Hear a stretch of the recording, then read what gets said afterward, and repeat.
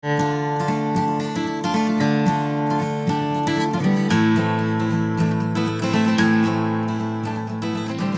up, guys? I'm going to be doing a little review for you on a new Agm Mp001.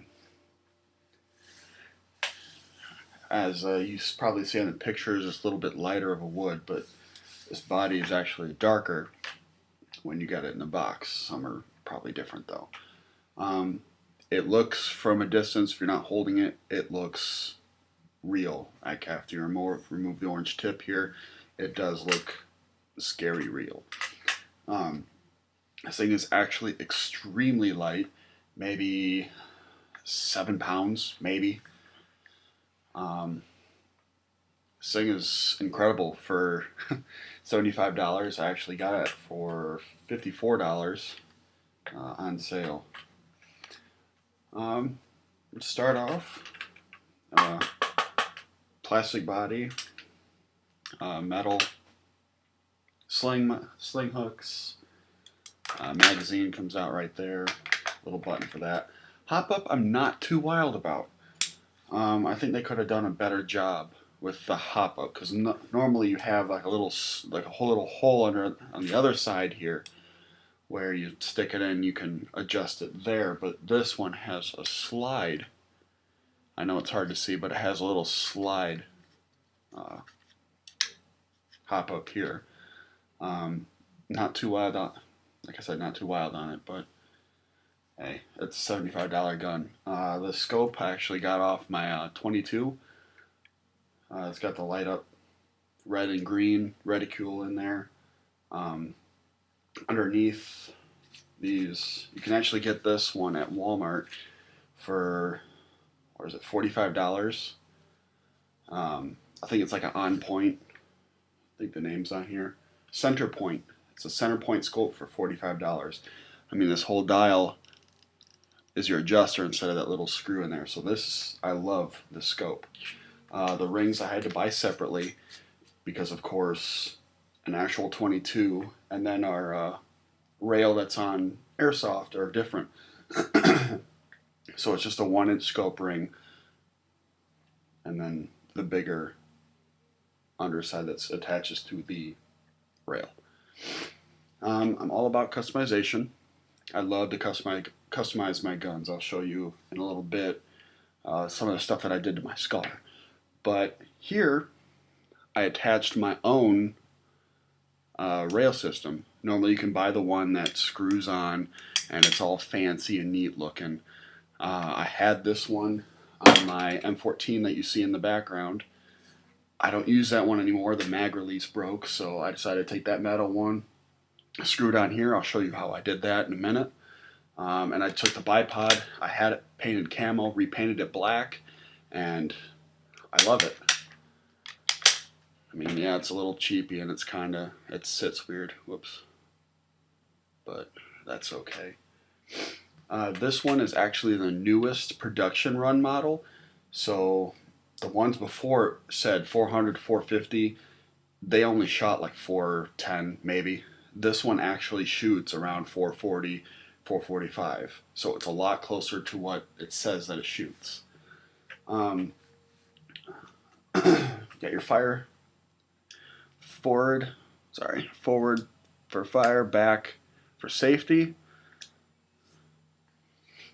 Nice thing about it is, like on my M14, you could not cock it while it was in safe. This one you can. So you can have it on safe, cock it, and then hit fire whenever you're ready.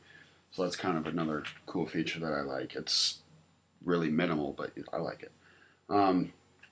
If you're a left-handed shooter like I am, you're kind of out of luck.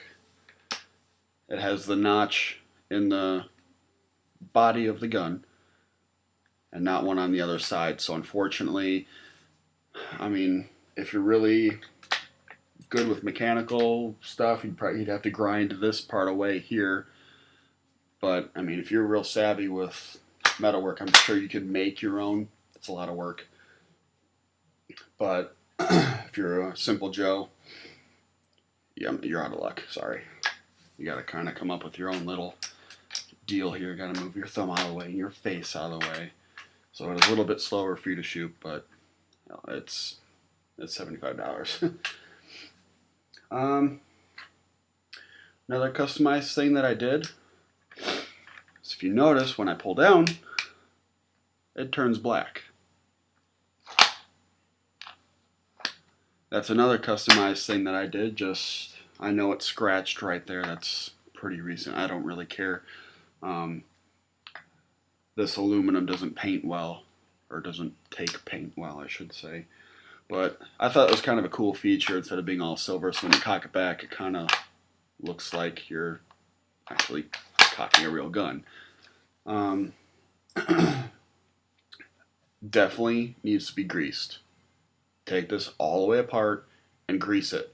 There's like no grease on the sears or anything when I got this gun.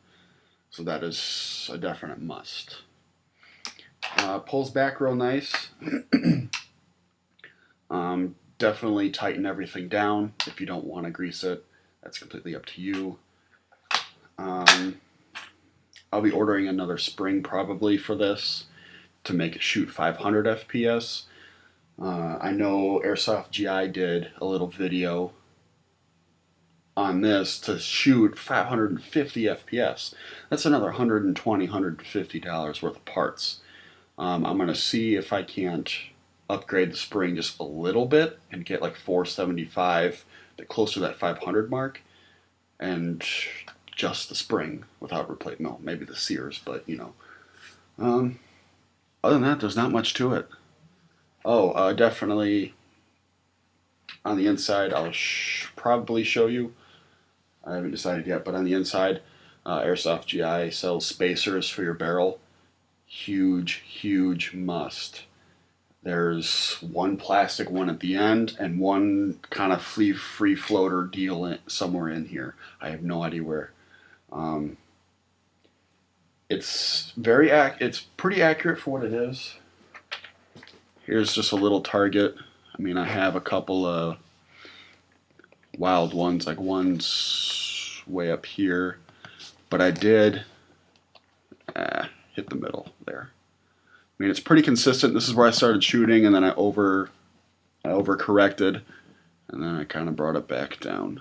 I mean, this is only from 25 feet away, but man, throw a type bore barrel in here, 6.01, and you'll be just as good as with a free $400 gun. Okay, like I said before, this is the newest production run model. So before, they have like videos and stuff where you have to put like electrical tape around the air nozzle. You don't have to do that anymore. They fixed that. This is actually a really tight seal. So that's probably where I'm getting my 440, 450 FPS mark that they're saying instead of like 410.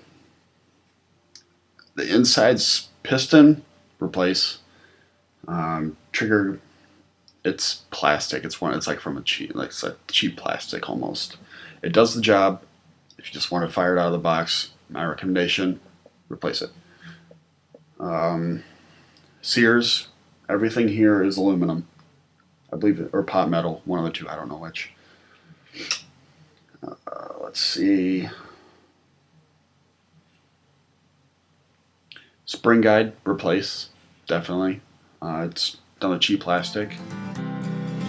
A long ass fucking time ago in a town called Kickapoo, there lived a humble family, religious through and through. But yea, there was a black sheep, and he knew just what to do.